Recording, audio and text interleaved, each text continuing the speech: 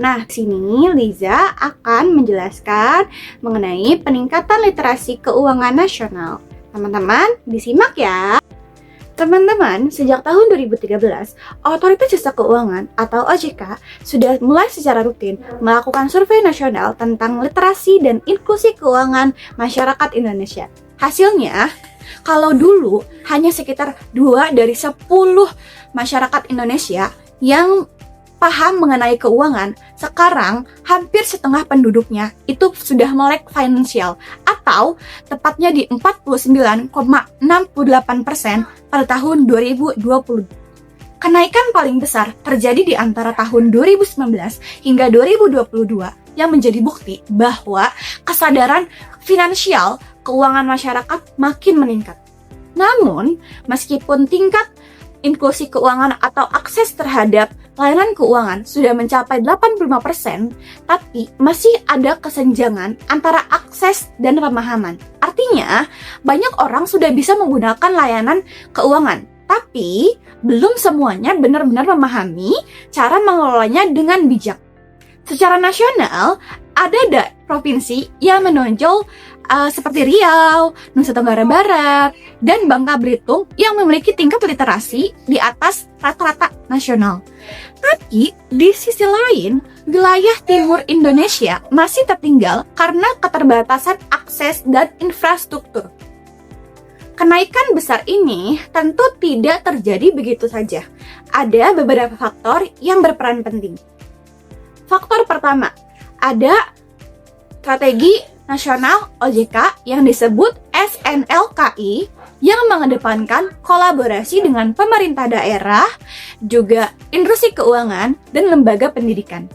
Kedua, program edukasi keuangan di sekolah seperti satu rekening pelajar yang menumbuhkan kebiasaan menabung dan mengenal konsep keuangan sejak dini. Nah, yang ketiga, yang tidak kalah penting teman-teman, ada kemajuan financial technology serta digitalisasi keuangan yang mempermudah akses sekaligus menjadi sarana belajar secara langsung bagi masyarakat. Namun, teman-teman, pasti semua ada tantangannya. Apa sih tantangannya? Tantangannya adalah memastikan bahwa masyarakat bukan hanya bisa memakai aplikasi keuangan, tetapi juga memahami risikonya, seperti pinjaman digital dan juga keamanan data. Dengan semua upaya ini, teman-teman, masyarakat Indonesia sedang menuju masyarakat yang lebih cerdas, mandiri, dan bijak dalam pengelolaan keuangan di era digital. Sekian materi dari saya, selanjutnya akan dijelaskan oleh rekan saya.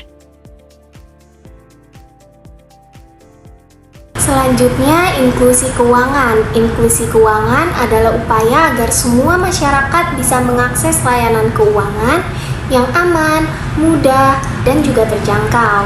Di Indonesia, hal ini jadi prioritas nasional untuk mengurangi kemiskinan dan mendorong pertumbuhan ekonomi. Menurut survei nasional Literasi dan Inklusi Keuangan atau SNLIK tahun 2022, indeks inklusi keuangan Indonesia mencapai 85,10%, meningkat cukup besar dibanding tahun sebelumnya. Artinya, lebih dari 200 juta orang dewasa yang kini punya akses ke layanan keuangan. Capaian ini didorong oleh edukasi keuangan, perluasan jaringan bank, dan pemanfaatan teknologi digital selama pandemi. Namun, pemerataannya masih jadi tantangan di kota-kota besar seperti Jakarta dan Surabaya. Indeks inklusinya bisa di atas 90%, tapi di daerah terpencil masih tertinggal. Beberapa penyebabnya antara lain yang pertama, jarak ke lembaga keuangan masih jauh dan mahal dijangkau. Yang kedua, akses internet masih terbatas, terutama di daerah seperti Papua atau NTT dan daerah lainnya yang masih terpencil. Yang ketiga, biaya administrasi seperti transfer dan pembukaan rekening masih dianggap tinggi. Dan yang terakhir, rendahnya literasi digital. Banyak masyarakat belum paham cara menggunakan layanan keuangan online.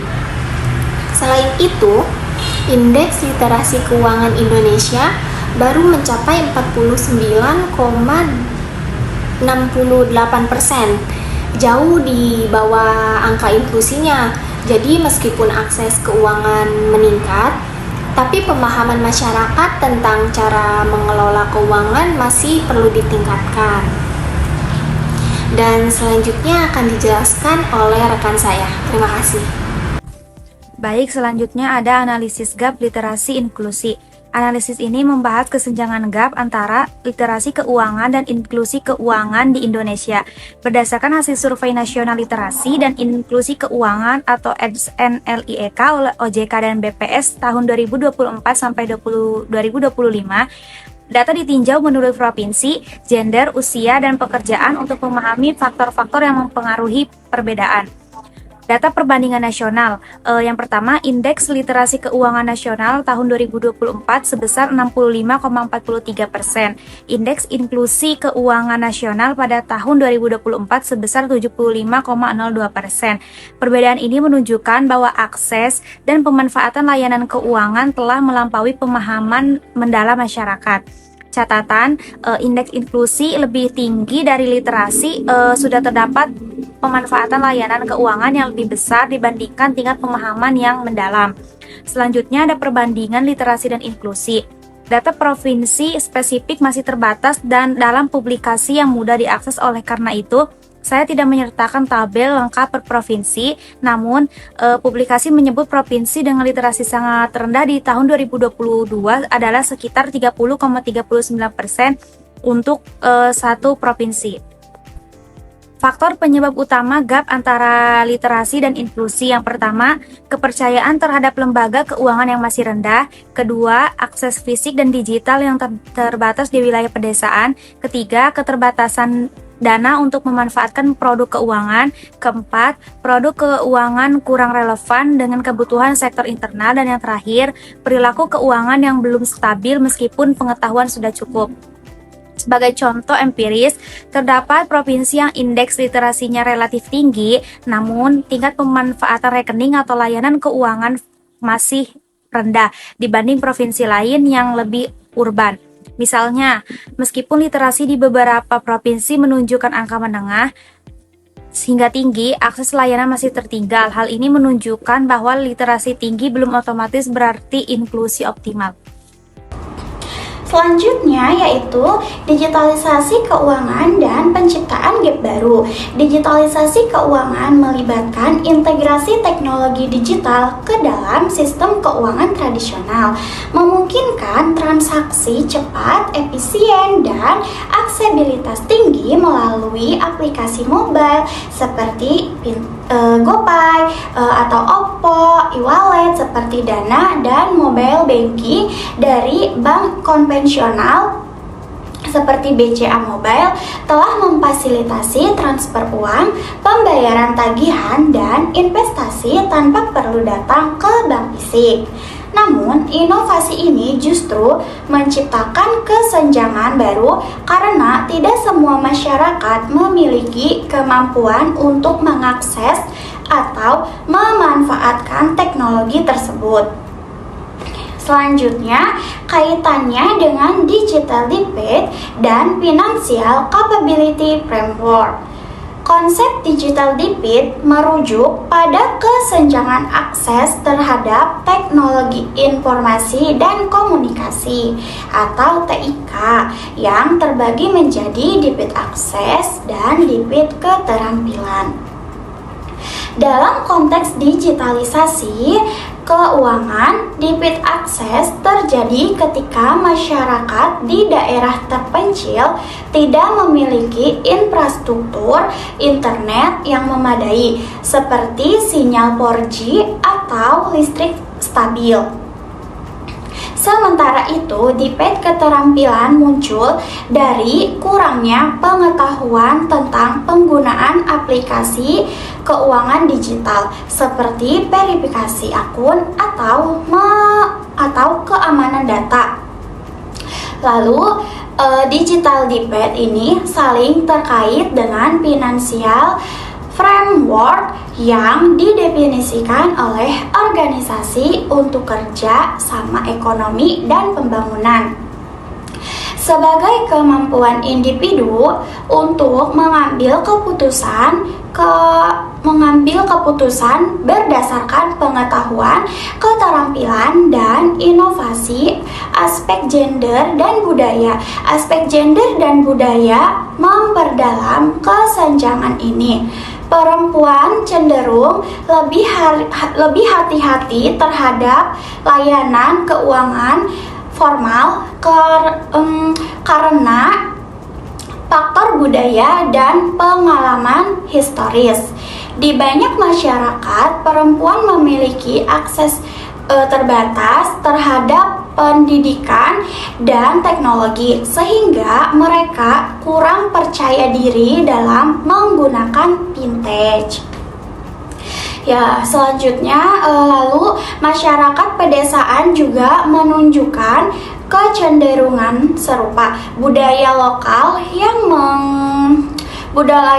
lokal yang mengutamakan kepercayaan interpersonal dan menghindari risiko membuat mereka lebih hati-hati terhadap layanan formal. Di desa-desa, transaksi sering dilakukan secara tunai atau melalui koperasi tradisional karena vintage dianggap sebagai ancaman terhadap norma sosial. Faktor budaya seperti ketakutan akan penipuan atau kurangnya dukungan komunitas memperkuat preferensi ini. Nah, dari terdapatnya kesenjangan yang cukup lebar ya antara tingkat literasi dengan tingkat inklusi keuangan syariah di Indonesia. Yang mana hal ini itu menunjukkan bahwa walaupun pemahaman masyarakat terhadap produk dan prinsip keuangan syariah ini sudah mulai meningkat atau sudah bertumbuh ya, namun partisipasi dalam menggunakan produknya ini masih tergolong rendah. Maka strategi peningkatan inklusi berbasis literasi menjadi hal yang krusial gitu untuk dibahas, karena strategi ini bertujuan tidak hanya untuk meningkatkan pemahaman masyarakat, tetapi juga mendorong keterlibatan aktif dalam ekosistem keuangan syariah. Apa saja langkah-langkahnya? Yang pertama yaitu adalah melalui inovasi produk dan pemanfaatan teknologi digital. Nah, kita nih menyadari bahwa literasi digital ini udah jadi kompetensi penting di era ekonomi digital. Kayak literasi ekonomi, dan digital ini merupakan elemen-elemen yang saling berkaitan gitu dan berpengaruh langsung terhadap perilaku keuangan syariah baik secara individu ataupun secara kelompok. Maka bank dan lembaga keuangan syariah perlu mengoptimalkan pemanfaatan teknologi digital mulai dari aplikasi perbankan syariah, dompet digital hingga platform edukasi interaktif yang berbasis video pendek atau konten media sosial seperti Instagram, TikTok, dan YouTube gitu. Pendekatan ini akan mendekatkan edukasi keuangan syariah kepada masyarakat, khususnya pada generasi muda dan masyarakat di wilayah yang terpencil. Namun agar lebih efektif, konten digital perlu disesuaikan dengan bahasa dan budaya lokal, serta disertai dengan dukungan pemerintah dan lembaga pendidikan. Dengan begitu, digitalisasi benar-benar mampu memperluas jangkauan inklusi keuangan syariah di seluruh lapisan masyarakat. Strategi berikutnya adalah dengan memperkuat pendidikan dan pembelajaran yang adaptif. Penelitian sebelumnya menunjukkan bahwa tingkat pendidikan yang lebih tinggi berkorelasi dengan peningkatan literasi keuangan di Indonesia. Maka dari itu, edukasi menjadi fondasi utama dalam membangun pemahaman keuangan syariah gitu. Program pendidikan harus disesuaikan dengan konteks sosial dan religius masyarakat. Misalnya, pengembangan kurikulum ekonomi digital Islam di perguruan tinggi atau program literasi keuangan dasar bagi pelajar sekolah melalui contoh produk syariah yang sederhana. Nah, selain itu, sinergi antara lembaga pendidikan dan lembaga keuangan syariah akan memperkuat pemahaman siswa terhadap praktik keuangan yang nyata. Edukasi ini tidak hanya memberikan pengetahuan, tetapi juga mengubah perilaku keuangan yang lebih bijak dan sesuai dengan prinsip syariah. Nah, Strategi yang selanjutnya yaitu perlu adanya multi kolaborasi antar sektor, yang dimana keberhasilan strategi literasi tidak akan tercapai tanpa adanya kolaborasi lintas sektor dari pemerintah, lembaga keuangan Islam, fintech syariah, lembaga pendidikan, asosiasi industri, hingga media dan platform digital perlu bergerak bersama. Karena melalui kolaborasi ini, program literasi dan inklusi dapat dijalankan secara masif, terstruktur, dan berkelanjutan. Dampaknya yang akan didapatkan yaitu akan meningkatkan kesadaran masyarakat terhadap layanan keuangan syariah. Kedua, bertambahnya pengguna layanan keuangan syariah baik di sektor formal ataupun digital. Kemudian terbangunnya ekonomi masyarakat yang lebih kuat dan berkeadilan. Dan yang terakhir, tentu meningkatnya daya saing sektor keuangan syariah Indonesia di kancah internasional. Kemudian strategi selanjutnya yaitu selain aspek edukasi dan teknologi, peran regulasi juga tidak kalah penting. Pemerintah perlu menyusun kebijakan dan insentif fiskal yang mendukung bank syariah dan lembaga keuangan Islam. Kemudahan akses ke pasar modal, dukungan terhadap inovasi digital syariah, serta pengawasan yang sesuai dengan prinsip syariah itu akan mempercepat perluasan inklusi.